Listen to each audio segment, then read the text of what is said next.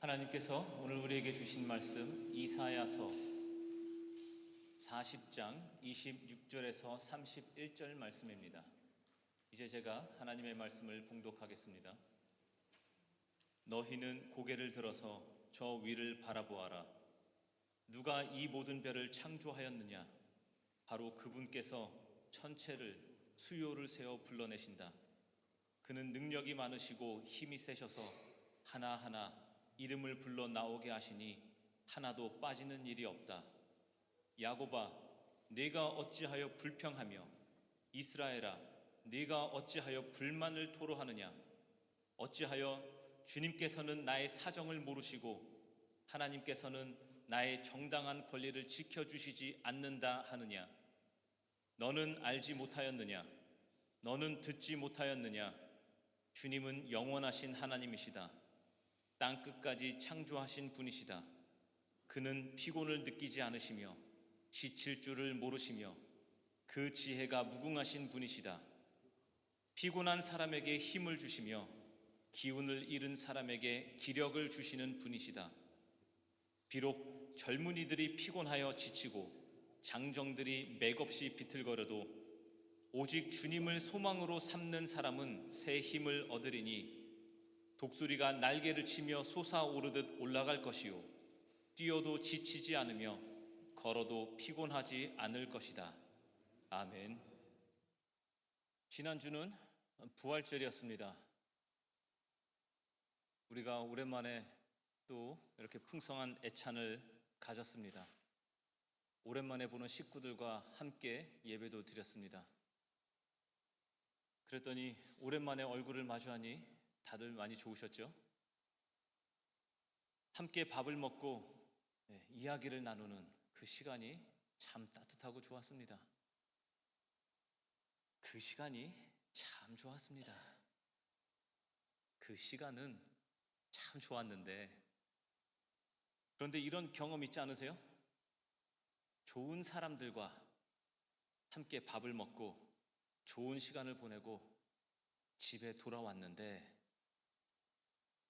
설거지는 그대로 쌓여 있고 할 일은 이제 그대로 남아 있는, 그리고 또 정신 차려 보니 내일이 월요일이네. 아, 이게 현실이구나. 잠깐 좋았는데 현실로 돌아왔구나. 이런 생각이 들 때가 있습니다. 이번 부활절이 저에게 조금 그랬던 것 같습니다. 우리 교회에 1년에 2번 나오시는 분들이 계시죠?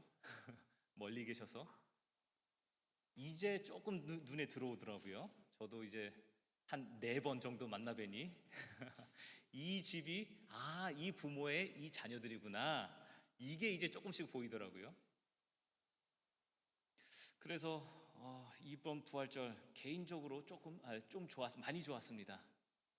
그리고 그 함께 있던 시간들이 참 많이 좋았습니다. 그런데 부활절 예배가 끝나고 다시 각자의 자리로 돌아가 한 주를 살아보니 어떠셨습니까?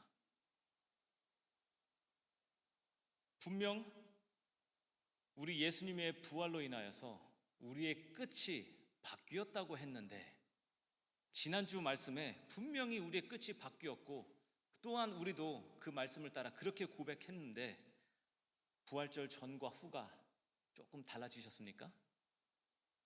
아니면 별로 달라진 것이 없다고 그렇게 느껴지십니까?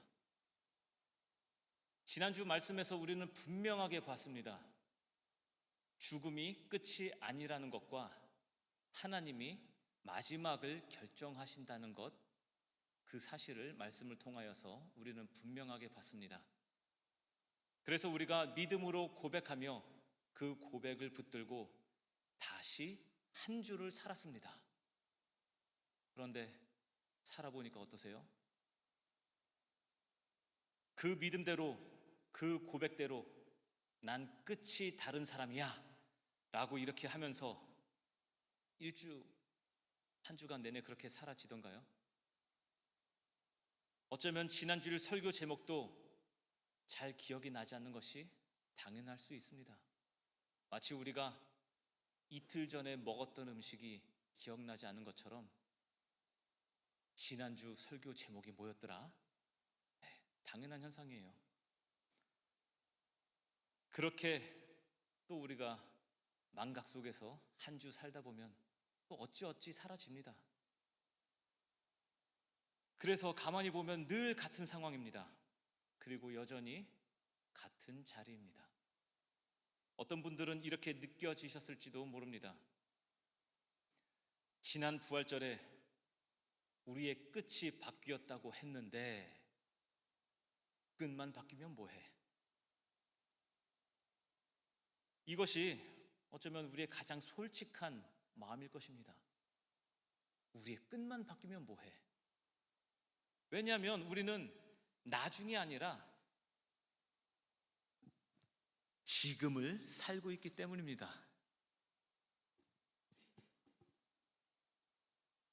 그렇다면 오늘 우리는 이 질문을 피할 수 없습니다. 부활이 우리의 끝을 바꾸었다면 왜 우리의 오늘은 여전히 그대로처럼 느껴지는가? 말씀을 통해서 우리의 끝이 바뀌었다고 했는데 나는 왜 여전히 똑같이 느껴지는가? 부활은 그저 나중을 위한 약속인가? 아니면 지금을 살게 하는 능력인가? 이런 질문을 우리가 한번 해볼 수 있죠. 오늘 말씀 속에서도 우리와 똑같은 질문을 하고 있었습니다. 이 사람들은 하나님을 모르는 사람들이 아니라 하나님을 믿고 있었지만 그저 지금을 살아가는 이 현실 안에서 지쳐 있었습니다. 포로의 시간 속에서 기도는 했지만 응답은 보이지 않고 기다렸지만 상황이 바뀌지 않는, 그래서 마음이 지쳐 쓰러져 가던 사람들이었습니다. 하나님을 믿고 있었지만 현실은 바뀌지 않은 것처럼 보였습니다. 그래서 결국 이렇게 말합니다. 오늘 말씀 속에서 사람들은 이렇게 말합니다. 하나님은 내 사정을 모르신다. 하나님은 나를 놓치셨다. 나를 보지 않으신다. 이 말은 믿음이 없는 사람이 한 말이 아닙니다. 믿다가 지친 사람이 한 말입니다. 버티다가 지친 사람이 한 말입니다. 기도는 했습니다. 믿음대로 살아보려고 했습니다. 그런데 상황은 여전히 그대로입니다. 그럴 때 마음속에서 이런 생각이 올라옵니다. 하나님이 나를 안 보시는 것 같다. 하나님이 나를 놓치신 것 같다. 이스라엘 백성도 오늘 말씀 속에서 똑같이 말했습니다. 하나님은 내 사정을 모르신다. 하나님은 나를 보지 않으신다. 그런데 오늘 말씀은 이것이 사실이 아니라고 말합니다. 하나님의 침묵은 하나님의 부재가 아니었습니다. 응답이 늦는 것은 버림받았다는 뜻이 아닙니다. 그래서 하나님은 이 부분을 바로잡으십니다. 아, 그랬어? 내가 몰랐구나. 하나님은 절대 이렇게 말씀하지 않으셨습니다. 오히려 이렇게 말씀하십니다. 너는 알지 못하였느냐? 너는 듣지 못하였느냐? 이 말은 이런 뜻입니다. 내가 모르는 것이 아니라 너희가 나를 잘못 알고 있는 것이다. 그래서 하나님은 이렇게 말씀하십니다. 고개를 들어라. 위를 봐라. 고개를 들어라. 이 말은 현실을 보지 말라는 말이 아니라 현실만 보지 말라는 것입니다. 26절 말씀을 다시 보겠습니다. 너희는 고개를 들어서 저 위를 바라보아라. 누가 이 모든 별을 창조하였느냐? 바로 그분께서 천체를 수요를 세어 불러내신다. 그는 능력이 많으시고 힘이 세셔서 하나하나 이름을 불러 나오게 하시니 하나도 빠지는 일이 없다. 이 말씀이 정말 놀랍지 않습니까? 하나하나 다 부르신다. 이런 하나님이라면 별 하나도 빠짐없이, 하늘의 그 수많은 별 하나도 빠짐없이 다 아시는 하나님이라면 지금 나를 모르실 리가 없습니다. 하나님이 아무것도 안 하시는 것이 아니라 우리가 하나님의 방식과 시간을 이해하지 못하는 것이었습니다. 그래서 하나님은 말씀하십니다. 고개를 들어라, 위를 봐라. 이 말씀은 우리의 시선을 교정하라는 것입니다. 고정이 아니라 교정하라는 것입니다. 왜냐하면 지금 우리의 문제는 지금의 상황보다 시선이기 때문입니다. 우리의 문제는 시선입니다. 우리는 계속 이것만 봅니다. 무엇을 주로 볼까요? 문제를 봅니다. 안 되는 현실을 봅니다. 지금 내가 처한 현실, 내가 지금 얼마나 불쌍한지, 내가 얼마나 처량한지, 내가 남들에 비해서 얼마나 뒤떨어져 있는지 그것만 봅니다. 바뀌지 않는 상황을 봅니다. 그래서 더 지칩니다. 하나님이 우리를 안 보시는 것이 아니라 우리가 잘못 보고 있는 것입니다. 그래서 하나님은 상황을 먼저 바꾸시기 전에 우리의 시선을 먼저 바꾸십니다. 고개를 들라, 위를 봐라. 29절에서 31절 말씀을 다시 보겠습니다. 피곤한 사람에게 힘을 주시며 기운을 잃은 사람에게 기력을 주시는 분이시다. 비록 젊은이들이 피곤하여 지치고 장정들이 맥없이 비틀거려도 오직 주님을 소망으로 삼는 사람은 새 힘을 얻으리니 독수리가 날개를 치며 솟아오르듯 올라갈 것이요 뛰어도 지치지 않으며 걸어도 피곤하지 않을 것이다. 이 말씀이 우리에게 엄청 힘이 되는 말씀입니다. 피곤한 사람에게 힘을 주신다. 우리 다들 피곤하죠?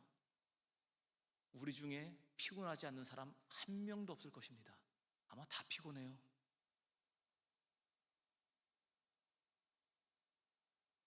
심지어 뛰어도 지치지 않는 힘을 주신다고 하십니다.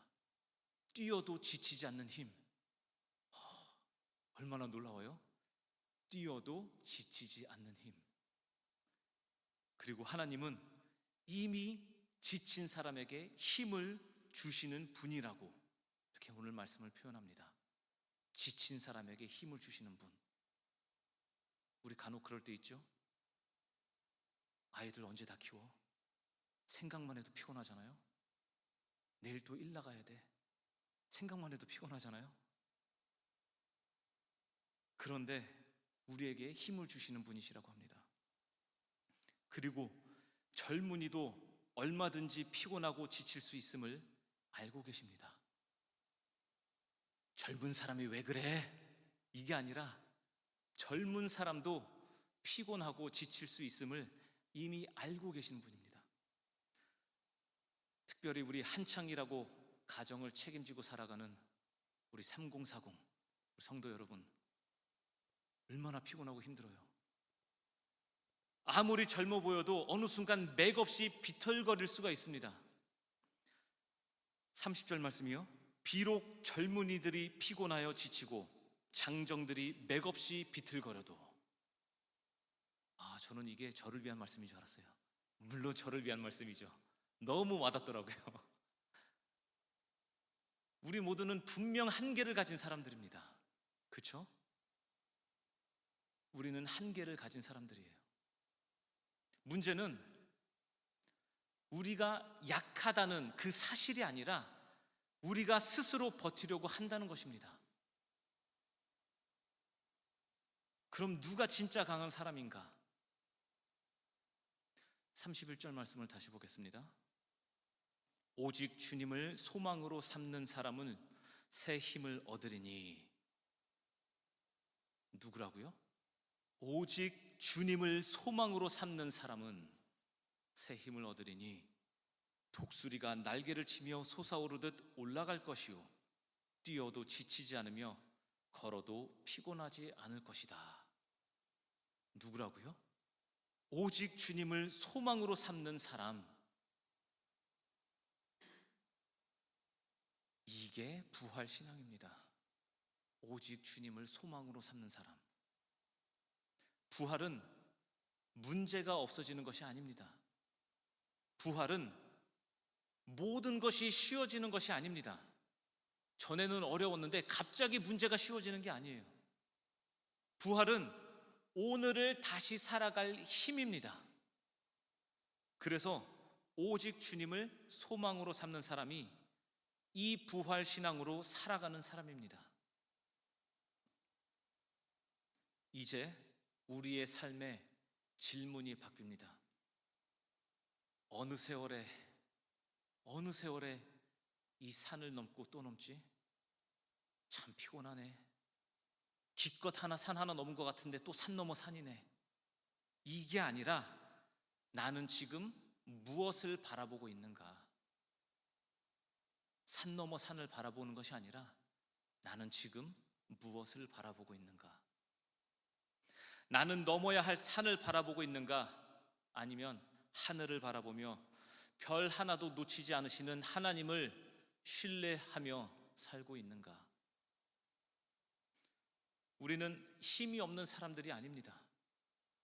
방향을 잘못 보고 있었던 것뿐입니다.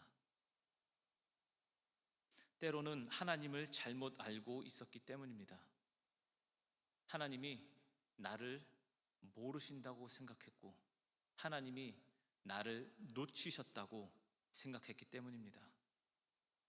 그런데 오늘 말씀에서 하나님은 이렇게 말씀하십니다. 나는 너를 안다.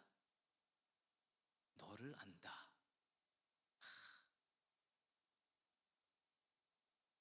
나는 너를 놓치지 않는다. 나는 지금도 일하고 있다. 그래서 하나님은 우리에게 요구하시는 것이 하나입니다. 고개를 들어라. 위를 봐라. 시선을 교정해라. 상황을 보지 말고 문제를 붙잡지 말고 하나님을 보라는 것입니다. 더 나아가 하나님은 우리에게 이렇게 약속하십니다. 피곤한 자에게 내가 힘을 주겠다. 이게 오늘 우리에게 주시는 약속입니다. 그래서 이제 우리는 이렇게 살아갈 수 있습니다. 안 된다고 포기하지 않습니다. 지쳤다고 내려놓지 않습니다. 쓰러졌다고 끝이라고 말하지 않습니다. 우리는 이렇게 살아갈 수 있습니다. 왜냐하면은 내 힘으로 버티는 인생이 아니라 하나님의 힘이, 하나님이 주시는 그 힘을 가지고 살아가는 사람들이기 때문입니다. 우리의 삶은 여전히 반복됩니다. 내일은 또 월요일입니다. 오늘도 가야 하고 내일도 계속 걸어가야 합니다. 우리는 계속해서 살아가야 합니다. 그런데 중요한 것은 이것입니다. 혼자 걷는 것이 아니라는 것. 그래서 우리는 다시 이렇게 고백할 수 있습니다. 내 인생의 끝이 바뀌었기 때문에 지금도 다르다. 부활하신 예수 그리스도로 인하여서 내 인생의 끝이 바뀌었기 때문에 지금도 다르다. 끝이 바뀌면은 삶의 방식이 바뀝니다. 이 부활의 능력으로 오늘도 다시 일어나고 포기하지 않고 하나님을 바라보며 걸어가는 삶이 되기를 주님의 이름으로 축복하며 기도합니다. 네. 하나님, 오늘 말씀을 통해 우리의 시선을 다시 돌이키게 하시니 감사합니다. 문제만 바라보던 우리의 눈을 들어 하늘을 바라보게 하시고 우리를 아시고 붙드시는 하나님을 신뢰하게 하옵소서. 스스로 버티는 삶이 아니라 주님을 소망으로 삼는 그런 삶을 살게 하시고 지칠 때마다 새 힘을 더하여 주옵소서. 이번 한 주도 하나님을 바라보며 믿음으로 살아가게 하옵소서. 예수 그리스도의 이름으로 기도드립니다. 아멘.